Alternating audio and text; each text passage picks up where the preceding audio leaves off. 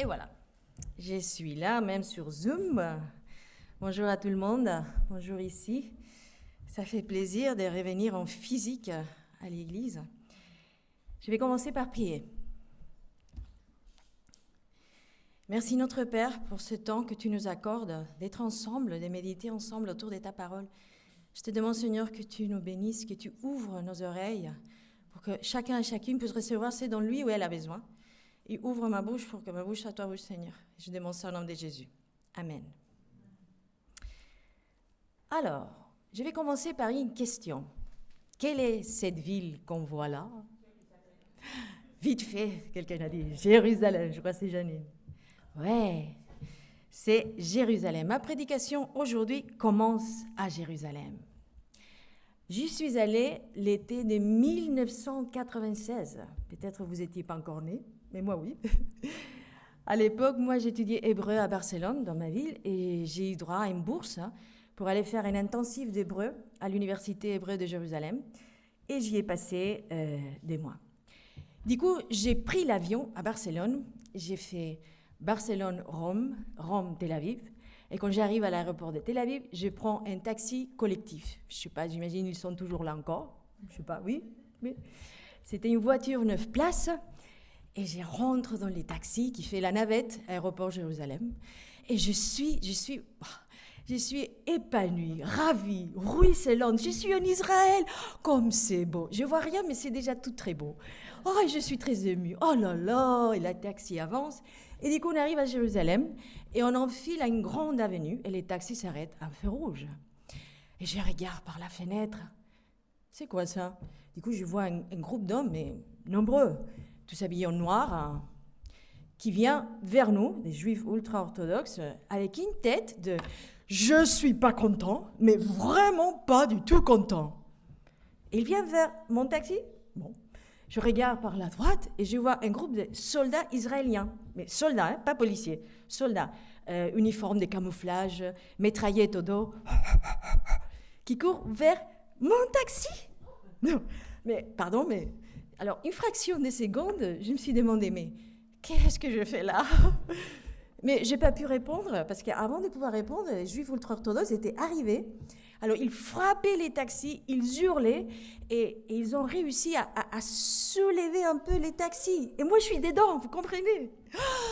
Oh là là! Mais, les soldats israéliens, l'armée israélienne, c'est une des plus efficaces du monde. Hein. Ils sont vite arrivés, ils ont remis les taxis sur les roues, et juste à ce moment-là, le feu rouge est passé à vert. Et les chauffeurs, il est parti, les amis, comme si c'était les débuts d'une course de Formule 1. On a filé là. Et voilà, c'était mon arrivée en Israël. Hein. Sympa, hein. J'ai jamais oublié. Comment oublier ces moments-là? Et alors, j'ai encore une autre question pour vous. Quelqu'un saurait me dire pourquoi ces hommes étaient tellement énervés? Qu'est-ce qui s'est passé? Exactement. Parce que c'était les Shabbats. Et aujourd'hui, c'est par là, on va parler de... pardon. Pardon. Je pensais que je devais faire ça vers le projecteur, mais non, c'est comme ça? Non. Ah oui. La prédication aujourd'hui s'appelle « Les Shabbats, un jour saint pour nous ». Je vais parler du Shabbat. Qu'est-ce que dit l'Ancien Testament? Qu'est-ce que dit les Nouveaux Testaments? Et quel intérêt pour nous aujourd'hui? Mais avant tout, qu'est-ce que c'est les Shabbats? Bon, dans notre tête, on dirait que c'est les jours de repos des Juifs. Beaucoup de Juifs nous diraient que les Shabbats, c'est la plus grande contribution du judaïsme à l'humanité. Non, vraiment, vous allez voir. Il faut penser que dans l'Antiquité, le fait de travailler 6 jours et s'arrêter les 7e, c'est un fait inouï, jamais vu. On travaillait tout le temps, tous les jours, jusqu'à qu'on crevait. Voilà, on mourait et point. Du coup, l'idée du Shabbat a été une idée révolutionnaire à l'époque. Quand la culture grecque et la culture romaine sont entrées en contact avec les Juifs, ils se sont moqués. Vous retrouvez des citations chez Hérodote, Tacite, Sénèque, Juvénal, allez voir. Qu'est-ce qu'ils disent? Ils accusent les Juifs des fainéants. Ils accusent les Juifs d'indolence, de gaspillage du temps. Je me demande, qu'est-ce qu'il dirait aujourd'hui, Hérodote, Tacite, Sénèque, Juvénal, s'il levait la tête et apprenait que la France a légiféré en faveur d'une semaine de 35 heures, hein? Un peu choqué, il serait. Petite parenthèse historique, en fait, les Juifs gardent les Shabbats depuis la nuit du temps, vous allez voir. La France n'a reconnu le jour hebdomadaire de repos pour ce travailleur qu'en 1906. Mais retournons à nos moutons, allons au texte biblique. On va parcourir quelques textes de l'Ancien et du Nouveau Testament parce que le Shabbat traverse toute l'histoire du salut. Il apparaît déjà à la création. Et là, est-ce que je vais y arriver?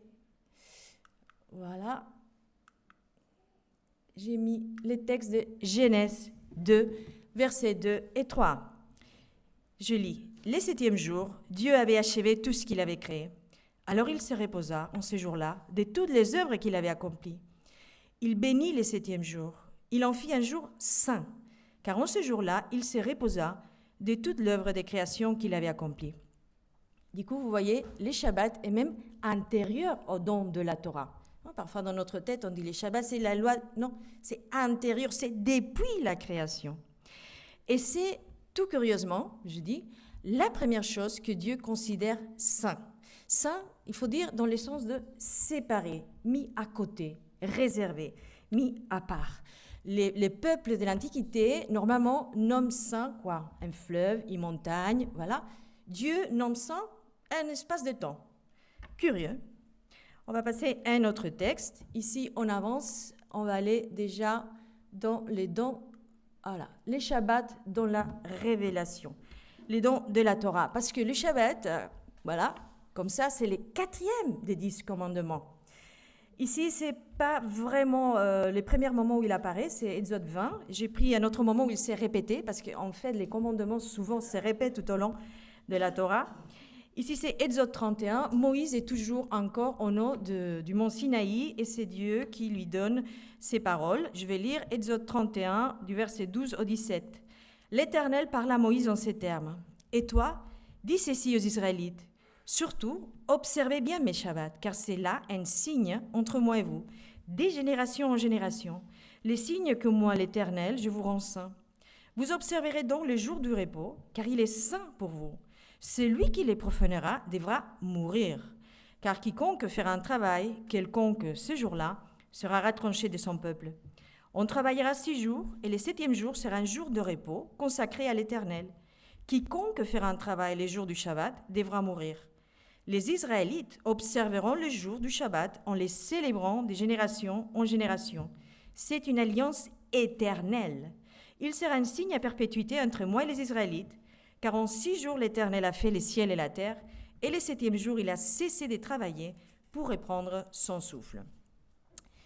Je répète, Dieu parle à Moïse au nom du mont Sinaï, et du coup les Shabbats, on a vu, c'est, pour ainsi dire, ça, la première fois qu'il apparaît, c'est dans la création. On pourrait dire Dieu, c'est le premier qui garde les Shabbats, qui se repose le 7e jour.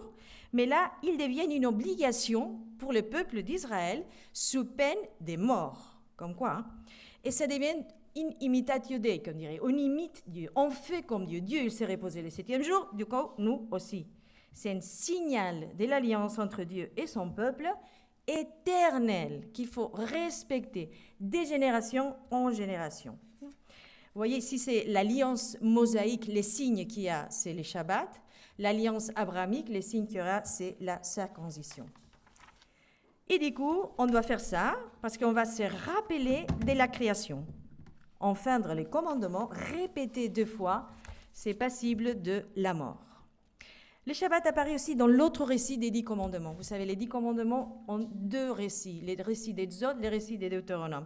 On va voir qu'est-ce qu'il dit Deutéronome, parce qu'il y a un autre élément qui s'ajoute à ce qu'on vient de voir jusqu'ici. Les Shabbats, encore dans la Révélation, on est en Deutéronome 5. Je vais lire, c'est les versets 13 à 15. Encore les 10 commandements.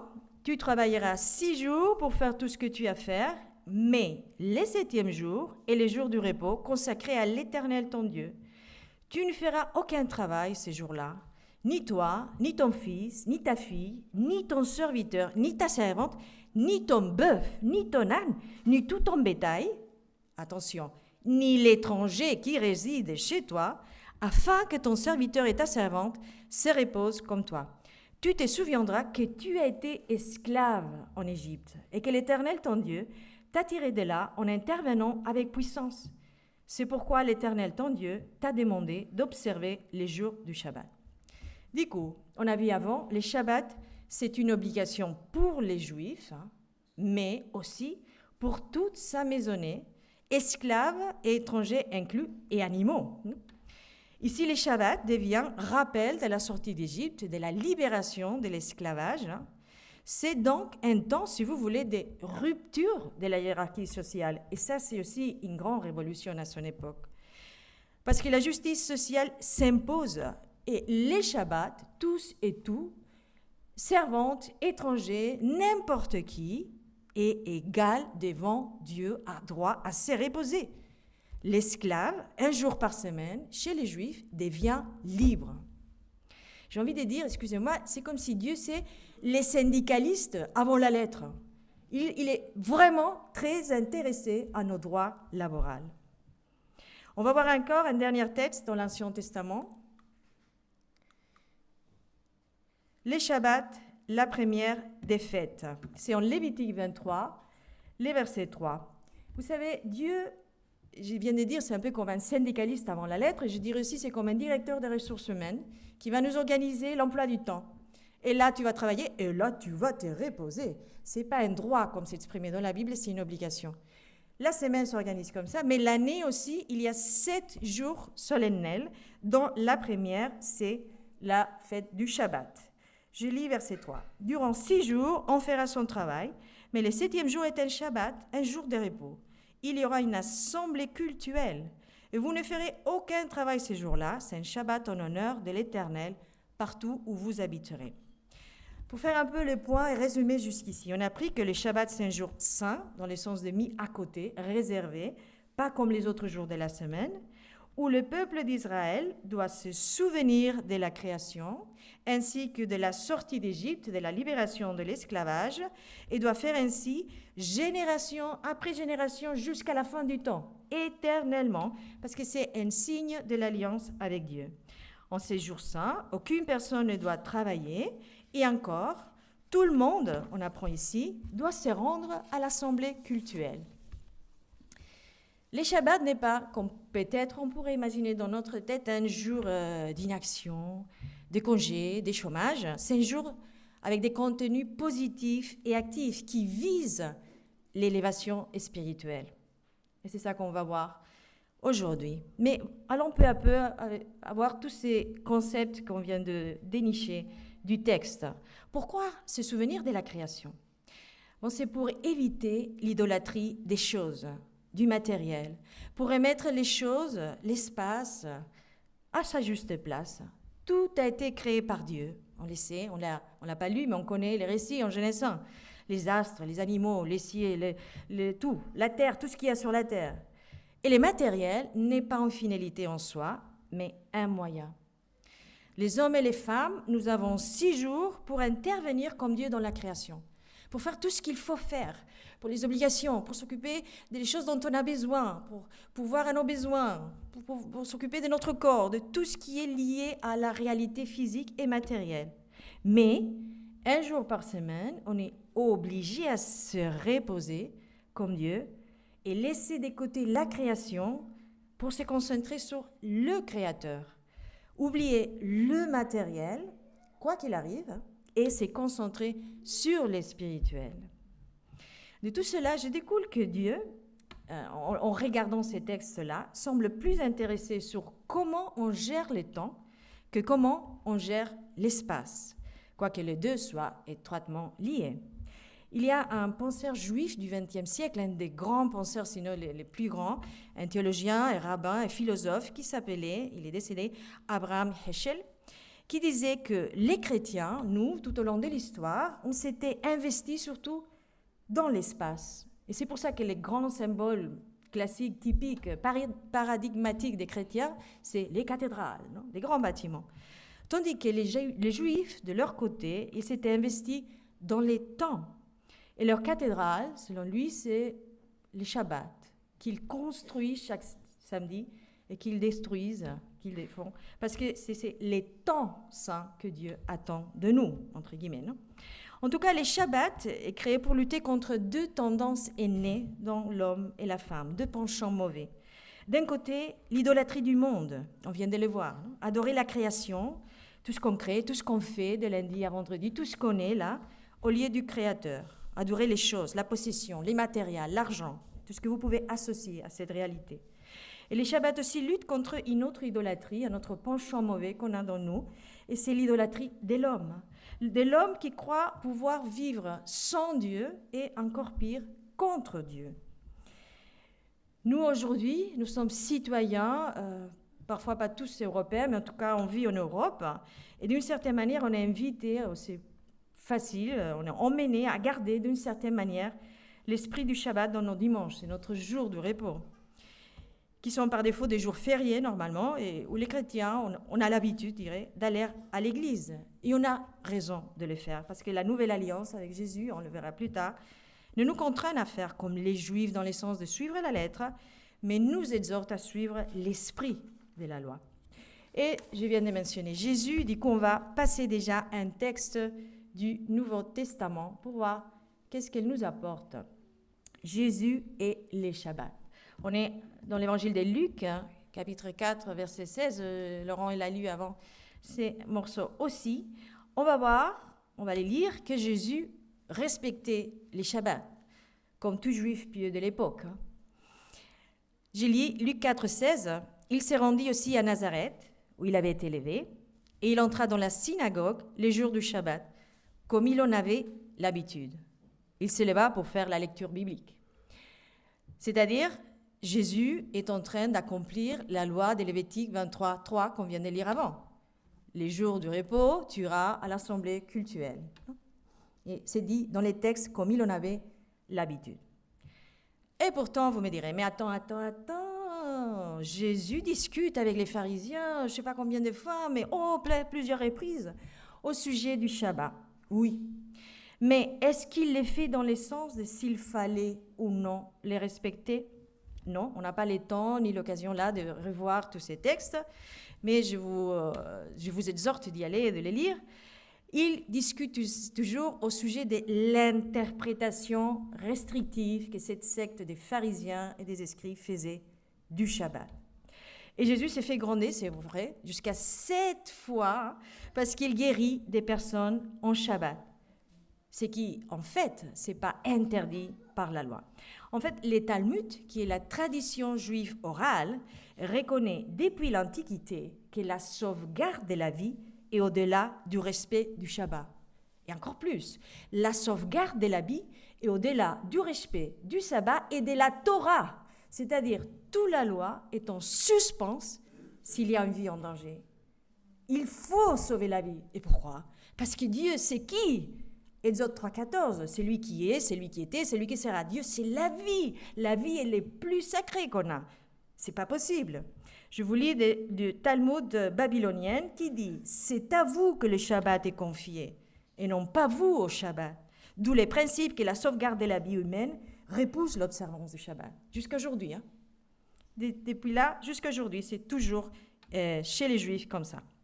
En fait, Jésus, il annule pas les Shabbats. Il se présente comme les maîtres du Shabbat.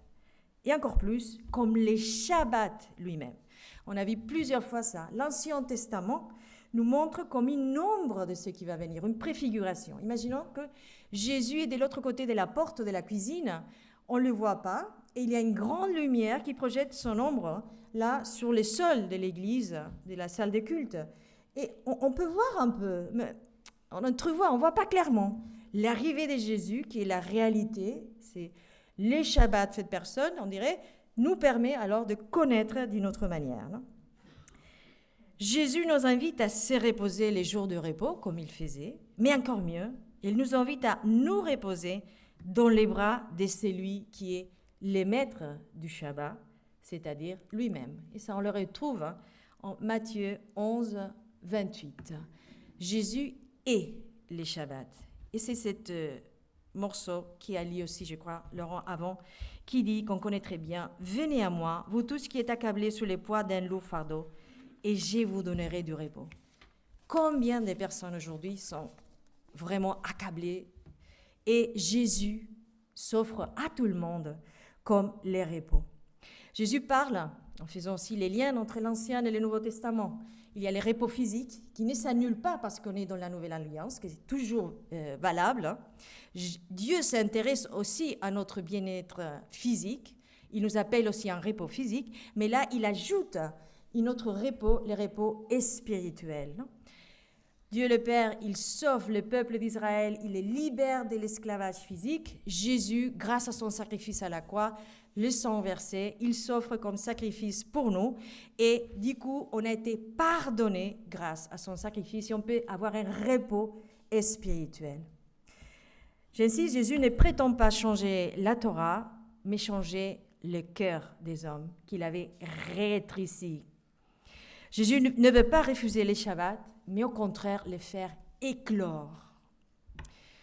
Peut-être aujourd'hui, je ne sais pas quel regard vous portez là-dessus, mais ça peut être que nous regardons les Shabbats qui gardent les Juifs surtout les plus orthodoxes, comme une chose folklorique, et on se moque. Moi-même, j'aurais pu dire les jours où je suis arrivée en Israël, mais qu'est-ce qu'ils font ces types-là? Parce que, voilà, il faut le dire. Dieu dit, tu ne vas pas travailler, mais attention, qu'est-ce que ça veut dire travailler? Parce que la Bible, ce n'est pas un code de droit laboral. Qu'est-ce que ça veut dire travailler? Et du coup, les Juifs se sont mis à penser, depuis la nuit des temps, qu'est-ce que c'est travailler, qu'est-ce que c'est pas travailler? Bon, je ne vais pas raconter comment ils sont arrivés à développer une liste de choses interdites à faire, qui fait qu'aujourd'hui, par exemple, si tu es un Juif orthodoxe, tu ne peux pas sonner à l'interphone de chez toi les jours du sabbat, parce que voilà, non? Je ne vais pas vous raconter pourquoi, mais c'est vrai qu'on peut regarder tout ça et se dire, comme les Grecs et les Romains de l'époque, mais qu'est-ce qu'ils font ces gens-là? C'est un peu toc-toc, non? Mais on va faire d'une autre manière. Au lieu de regarder, comme ils ont fait les Romains et les Grecs de l'extérieur, avec un air un peu moqueur, et surtout viser sur les prohibitions, qui sont les choses les plus folkloriques, qui se voient plus clairement, on va rentrer dans l'essence du Shabbat. On va les regarder dès l'intérieur. Qu'est-ce qu'il dit la tradition juive? C'est clair, c'est facile à voir, tout ce qui s'est interdit à faire, conduire, et c'est pour ça qu'on s'est fait agresser les jours que je suis arrivée. Mais toute cette prohibition, toute cette exhortation de Dieu, à quoi bon? Pourquoi? Qu'est-ce qu'il y a derrière tout ça? Alors je vais vous inviter à rentrer dans l'essence du Shabbat, les regarder de l'intérieur, dans le judaïsme, et à partir des 3 mots-clés, idées forces, que je vais un peu tourner autour. Les premiers mots, évidemment, c'est repos. Et ça fait du bien les mots déjà, les dire, non? Repos. Par opposition au travail. Repos, ça se dit en hébreu, ménoua. Mais les repos, dans l'essence du Shabbat, c'est pas seulement une pause pour reprendre l'élan, et là, on recommence. J'ai déjà dit, je crois, l'idée, c'est une pause active. Et surtout, il faut s'arrêter de s'éparpiller dans tous les sens. Ce qu'on fait normalement de lundi à vendredi, dans une vie, voilà, personne normale qui travaille de lundi à vendredi, où on a plein de choses à gérer, plein de, je sais pas, des rendez-vous, des choses à s'en occuper, non? On arrête de s'éparpiller dans tous les sens pour se concentrer déjà sur sa vie spirituelle. 6 jours par semaine, on essaye de conquérir le monde, de pouvoir à tout ce dont on a besoin, à répondre à toutes les sollicitations. Les 7e, c'est pour essayer de se conquérir soi-même, de faire silence, de faire pause. C'est une occasion, par exemple, de faire bilan de la semaine par rapport à la loi. Qu'est-ce que je fais de bien, qu'est-ce que je fais de mal, non? Pour faire repentance si besoin, non, devant le Seigneur. Une deuxième idée, je vais revenir après encore un peu plus, mais c'est les repas en famille par opposition à la vie laborale. Non? De lundi à vendredi, je dirais traditionnellement, on est à l'extérieur de la maison, en train de faire plein de choses pour gagner le pain, qu'il faut faire, bien sûr.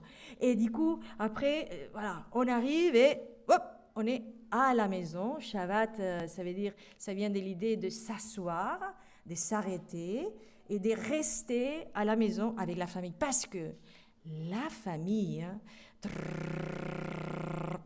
c'est une bénédiction. Non, oui. Dans les familles plus traditionnelles, les gens se font beaux, s'habillent avec les meilleurs vêtements.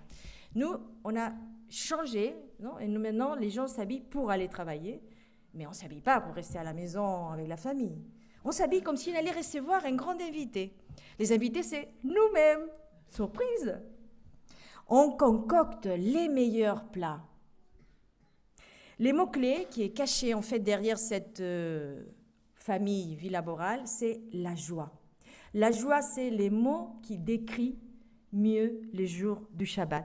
Et j'ai pas mis les textes pour pas... Mais vous allez trouver ça en Ésaïe 58, verset 13, 14, où c'est, je vais pas les lire aussi pour pas m'allonger trop, mais où il dit qu'il faut vivre les Shabbats comme un temps des délices. Et si tu respectes les Shabbats, tu trouveras ta joie en l'Éternel. Le Shabbat n'est pas une parenthèse nécessaire pour reprendre l'élan et hop, c'est reparti la semaine, lundi à vendredi, où c'est la vraie vie, où on est vraiment ce qu'on est, où les autres reconnaissent ce qu'on fait, on construit le monde, on sauve l'humanité, on fait plein de choses de lundi à vendredi. Non, c'est un jour pour se souvenir qu'on n'est plus esclave du travail. Il faut s'arrêter comme si le travail était fini. Et ça, par exemple, imaginez un juif qui a un commerce. Et il sait que les samedis, c'est les jours, et qui habite en Europe, c'est les jours des courses. Il doit fermer. Il sait qu'il va perdre de l'argent. Il sait qu'il ne va pas faire du business. Mais il ne faut pas ouvrir. Et qu'est-ce que ça veut dire? C'est une manière de faire confiance à Dieu. Ta bénédiction, ton pouvoir, ce n'est pas seulement qui vient de ton énergie, de tout faire, de tout le temps. Tu dois confier que Dieu va pouvoir pour toi et tu vas t'arrêter les Shabbats. La famille, je l'ai dit, là, ça fait un moment, c'est une bénédiction. Regardez dans la Genèse, chapitre 1, Dieu crée, il crée, et j'aime bien ses côtés artistiques, il regarde, c'est bon. Donc il dit, c'est bon. Du coup, il y a l'homme, il voit que l'homme est tout seul, et qu'est-ce qu'il dit? C'est pas bon que l'homme soit tout seul. Et du coup, il y a la femme qui arrive pour qu'il ne soit pas toute seule. La famille, telle que Dieu la conçoit, un homme et une femme en relation maritale pour la procréation, c'est les cadeaux à vivre et à célébrer les jours du Shabbat. C'est les jours où les pères bénissent chaque enfant à voix haute devant tous les membres de la famille en récitant la bénédiction aaronique. Ils vont dire, c'est quoi la bénédiction aaronique? La bénédiction aaronique, soudain, très curieusement, cette année 2020 est très répandue et tout le monde l'a entendu. Je suis sûre que tout le monde ici presque l'a entendu parce que c'est ce chant qui est devenu très connu, de Blessing, qui a été traduit à toutes les langues du monde. Ces gens ont pris la bénédiction aaronique que vous trouverez dans les livres de Nombre, chapitre 6, si je ne me trompe pas. C'est quand la dernière fois que nous avons béni avec nos enfants, que nous les avons vus comme des cadeaux. Si vous lisez la Bible, vous aurez vu combien de fois une femme est stérile, âgée, elle est émerveillée qu'elle peut concevoir et avoir un enfant. Un enfant, c'est une grande bénédiction. C'est les jours, les Shabbats, où ensemble, en famille, on lit dans Proverbe 31, cette partie que c'est la louange de la femme vaillante. C'est quand la dernière fois qu'en famille, on a remercié et valorisé les tâches que souvent fait encore aujourd'hui dans notre culture la femme, mais je ne veux pas faire une marque peut-être chez vous, c'est l'homme, ou c'est partager l'homme et la femme.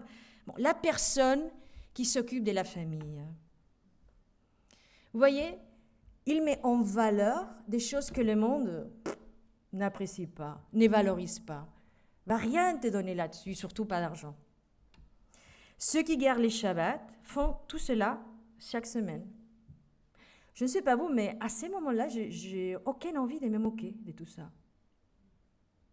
Il y a encore un troisième mot, idée force, pour réfléchir là-dessus.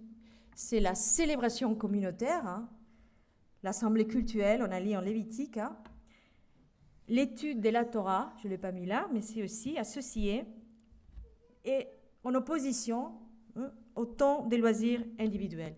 Ce n'est pas que le loisir individuel n'est pas bien, c'est que ce n'est pas pensé pour ces jours saints. Et le mot qui est derrière cette idée, c'est le mot de sainteté, kedusha. Dieu veut aussi qu'on se retrouve avec notre famille spirituelle parce que l'Église, c'est un cadeau. Ouais, c'est un cadeau qui nous est offert. Genèse, Dieu crée la famille comme un cadeau. Et Actes, Dieu crée l'Église comme un cadeau. La création de l'Église, c'est la famille spirituelle. Non? Les réunions, les cultes, c'est pas, des choses cultuelles, j'ai envie de dire, hein, des impositions arbitraires. Hein. Ce sont des cadeaux.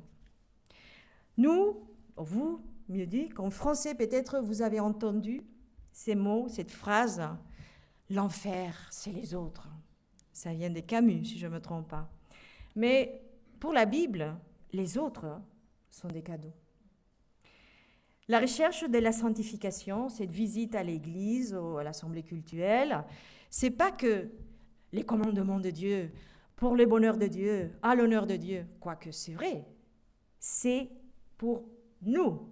Nous sommes les directs bénéficiaires. Plus on cherche le Seigneur, plus on puise dans sa parole et on l'obéit, plus on est transformé de plus en plus à l'image de Jésus. Le monde affirme parfois que la terre est notre mère. Je ne sais pas si vous avez entendu ça. C'est surtout une idée qui vient de culture amérindienne. La Pachamama. La terre est notre mère. Bon, les Shabbats nous rappellent, et peut-être c'est pertinent qu'ils le rappellent encore aujourd'hui, que Dieu est notre Père, notre Créateur, et le Créateur de la terre d'ailleurs. Le monde nous dit que le temps est argent. Les Shabbats nous rappellent que le temps est vie. Le monde nous dit que l'individu et ses droits sont les mesures de toutes les choses. On va vers une société, si on n'est pas déjà les pieds dedans, où l'individu raconte sa propre histoire comme à partir de ses droits individuels. Non? J'entends dans les médias, dans la rue, c'est mon corps, je fais ce que je veux. C'est mon bonheur, je fais ce que je veux. Voilà, non? C'est moi la mesure de toutes les choses. Et du coup, les personnes, par exemple, rompent les liens avec les ancêtres parce que je dois être heureux. Et rompent les liens même avec les descendants. Non? Ils font des enfants, mais ils n'assument pas la parentalité parce que j'ai droit, moi, l'individu, non, à avoir ses bonheurs, quoi que ce soit. Le monde nous dit que l'individu et ses droits sont la mesure de toutes les choses.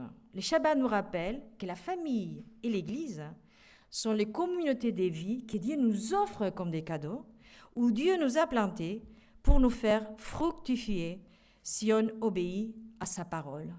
J'ai répété 2 fois, dans la mentalité juive, c'est très important, écouter Dieu, puiser dans sa parole, voilà, et obéir ses commandements. L'un ne peut aller sans l'autre. En fait, je ne sais pas si vous avez repéré, mais dans la double version de les commandements, à un moment dit « souvenez-vous », c'est-à-dire ça appelle à l'intellect, à la raison, et dans l'autre il dit « gardez les Shabbats ».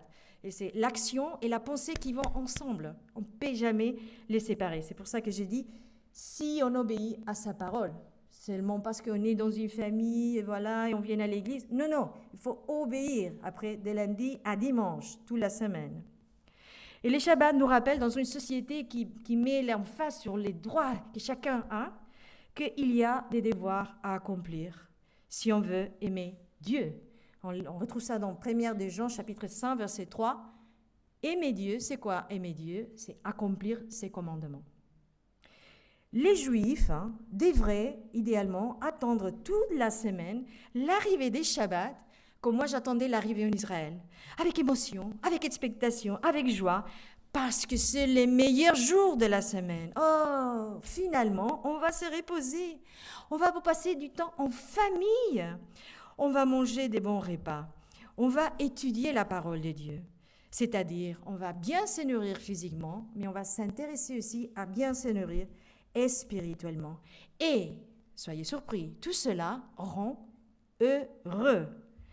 Les Shabbats donnent du sens à la semaine, c'est-à-dire on ne fait pas le repos pour pouvoir vivre notre vie de lundi à vendredi, sinon que les jours de la semaine, ils ont l'essence de pouvoir nous permettre de vivre les Shabbats, qui est, au point de vue biblique, les vrais jours, les meilleurs jours de la semaine. Et nous, alors, quel rapport avons-nous avec les repos dans le sens de l'absence du travail, non? Est-ce que le travail nous définit tellement qu'on a dépourvu de sens à notre repos? Est-ce que nous sommes parce que nous gagnons de l'argent, et tant qu'on ne gagne pas de l'argent le week-end, voilà, ça n'a aucun sens? Est-ce que nous vivons tous les jours pareil?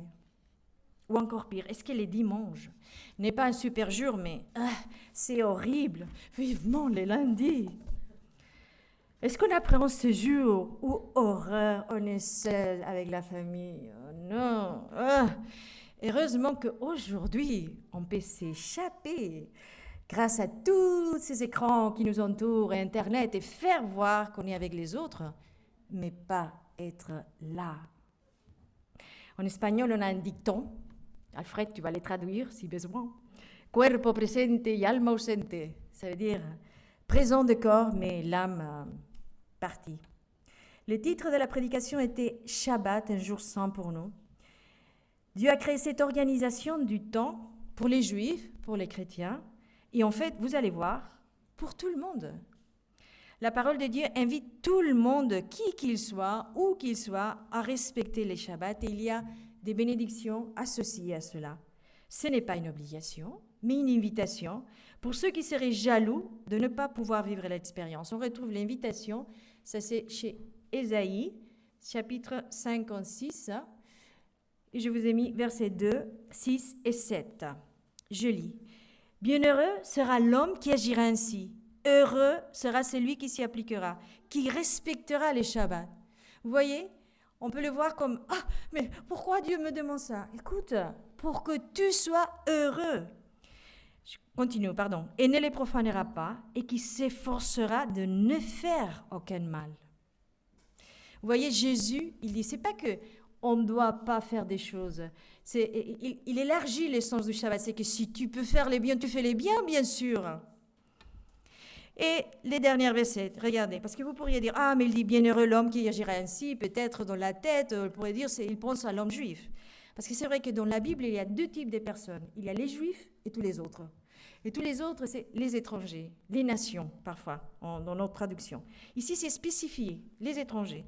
Et les étrangers qui s'attacheront à l'Éternel pour les servir et pour l'aimer, et pour être ses serviteurs, qui respecteront les Shabbats et ne les profaneront pas, et qui s'attacheront à mon alliance, je les ferai venir à ma montagne sainte, et je les réjouirai au temple où l'on me prie.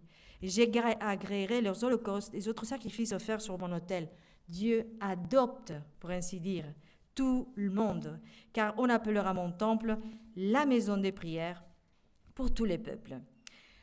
On a commencé la prédication à Jérusalem et l'image très belle de l'horizon de Jérusalem nous accompagnait tout autour. On va finir aussi là-bas. Les premiers Shabbats que j'ai passés à Jérusalem a commencé, comment dire, on m'a secoué un petit peu. Mais après mon aventure dans les taxis, j'ai passé la première nuit dans une petite couvent de bonnes sœurs, parce que j'allais vivre dans l'université, dans les campus universitaires, mais je ne pouvais arriver que les lendemains, les dimanches. La semaine en Israël commence les dimanches, c'est un jour laboral. Et du coup, j'avais trouvé cet endroit. Et les taxis m'ont déposé dans cette petite couvent. C'était une petite maison, et les bonnes sœurs m'avaient donné à moi, pour cette nuit-là, une petite chambre mansardée sous les toits. Et je me souviens très bien du taxi, mais je me souviens très bien d'avoir arrivé là, fatiguée, toute la journée. J'avais traversé l'Europe, on m'avait secoué les taxis, bref. Je pose mes valises. Je vois la porte qui donne vers une terrasse. Et j'ouvre et je sors sur la terrasse et je vois ça. J'étais même plus près. Et waouh, j'ai les souvenirs tellement frais. C'est 1996. Je vis Jérusalem, toute belle, toute lumineuse. C'était les couchers du soleil. C'est les déserts, mais tu es près de la Méditerranée, parce qu'Israël, c'est tout petit, vous savez. Presque tu sentais la brise marine. Tu sentais les fruits, c'était l'été. Les gens dans la rue, c'est une ville méditerranéenne. Il y a des bruits, mais ce n'est pas bruyant. Doré, splendide, en paix à mes pieds, j'étais bouche bée. Et j'ai vécu à ces moments-là, je crois, d'une certaine manière, c'est que l'esprit du Shabbat veut faire, et tel que le raconte cet auteur que j'ai cité avant, Abraham Heschel. J'aime beaucoup, je vais finir avec une citation de lui. Il dit « Le Shabbat permet d'entrer dans un royaume du temps où le but n'est pas d'avoir, mais d'être. Le but n'est pas de posséder, mais de donner. Le but n'est pas de contrôler, mais de partager. Le but n'est pas de dominer, mais d'être en harmonie. » Je vais prier. Merci Seigneur pour ce temps de partage et que j'ai pu aussi me souvenir, moi, de mon temps à Jérusalem, tellement beau Seigneur.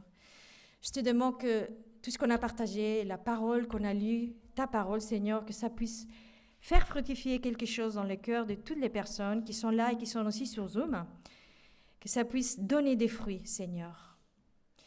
Et je te demande ça au nom de Jésus. Et je vais finir aussi avec la bénédiction aaronique.